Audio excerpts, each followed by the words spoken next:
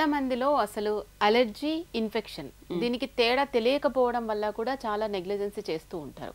అసలు allergy infection తేడా ఏంటి, దీన్ని నెగ్లెక్ట్ చేయడం వల్ల చాలా మందికి మీరు ఇప్పుడు చెప్పడం జరిగింది లైఫ్ లాస్టింగ్ గా కూడా ఉండే అవకాశం ఉంటుంది అని చెప్పేసి. అలాగే ఏదైనా వచ్చినప్పుడు కొంతమంది ఆలోచిస్తారు, కొంచెం ఒక 2 days చూద్దాం, 3 days చూద్దాం, ఇవి జలుబు దగ్గులకైతే ఇంకా. సో అది ఎంతవరకు చూడొచ్చు, ఎప్పుడు డాక్టర్ని కన్సల్ట్ అవ్వాలి? ఇంతకుముందు మీరు చెప్పారు ఇవి ఈ పనులు చేయకూడదు అని, అవేంటి ఒకసారి చెప్పండి. సో ఏంటంటే మీరు అలర్జీ అయినా ఇన్ఫెక్షన్ అయినా 2 ఏళ్ల లోపు పిల్లలకి జలుబు 2 రోజులు మించి ఉంటే డాక్టర్ దగ్గరికి రావాలి. దగ్గు 2 రోజుల లోపే చూపించుకోవాలి, మ్యాక్సిమం 3 రోజులు. దగ్గు ఎప్పుడు వచ్చినా కానీ చాలామంది పేషెంట్స్ సెల్ఫ్ మెడికేట్ చేస్తారు, కాఫ్ సిరప్ వేసాను అని అంటారు. దగ్గు 4-5 రకాలు ఉంటుంది. ముక్కులో జలుబు వచ్చి వెనక్కి గొంతులో కారటం మూలన వచ్చే దగ్గు ఒకటి, గొంతులో ఇరిటేషన్తో వచ్చే దగ్గు వేరు, చెస్ట్ కంజెషన్తో వచ్చే దగ్గు వేరు.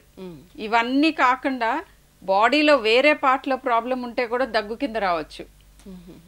సో దగ్గు అనేది మీరు సెల్ఫ్ అసెస్ చేయటం కష్టం. 2 ఏళ్ల లోపు పిల్లలకి డాక్టర్ అడ్వైజ్ వీలైనంత తొందరగా తీసుకోవాలి.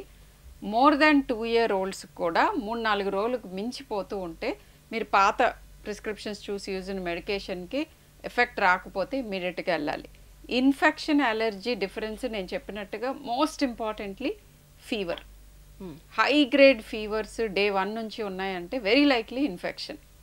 అండ్ ఇప్పుడున్న సినారియోలో ఎనీ వింటర్ సీజన్లో ఎక్కువగా ఇన్ఫెక్షన్స్ అన్ని జలుబు దగ్గుతో వచ్చేవి న్యూమోనియాలోకి దించే అవకాశం ఉంటుంది. సో 2-3 రోజుల కంటే జ్వరంతో పాటు వచ్చే జలుబు దగ్గుకి ఎక్కువగా సెల్ఫ్ మెడికేట్ చేసి ఇంట్లో కూర్చోకూడదు. నెబులైజేషన్స్ అవసరమైన దగ్గులు వేరుగా ఉంటాయి, నెబులైజేషన్ అవసరం లేని దగ్గులు వేరేగా ఉంటాయి. కాఫ్ సప్రెస్ చేయాల్సిన దగ్గులు ఉంటాయి, అంటే కొంచెం ఆ తీవ్రతను తగ్గించే మెడిసిన్స్ వాడాల్సిన కాఫ్స్ ఉంటాయి. ఈజీగా కాఫ్ చేయటానికి ఉపయోగపడే ఎక్స్పెక్టరెంట్స్ ఇచ్చే కాఫ్స్ కొన్ని ఉంటాయి. ఈ చేంజెస్ అన్నీ మీరు సేమ్ చైల్డ్లో మేము చూసి లేదా ఆన్లైన్ లేకపోతే వాళ్ళు రికార్డింగ్ ఆఫ్ ద కాఫ్, మాకు ఇప్పుడు ఆన్లైన్ కన్సల్ట్స్లో usually ask them record the cough and send me అని. సో ఇలా చూస్తేనే కొంతవరకు మాకు అర్థమవుతాయి. బెస్ట్ ఆఫ్ కోర్స్ స్టెత్ పెట్టి చెస్ట్ వింటేనే తెలుస్తుంది. సో ఇలా ఇన్ఫెక్షన్స్కి ఎక్కువ రోజులు ఉండకూడదు.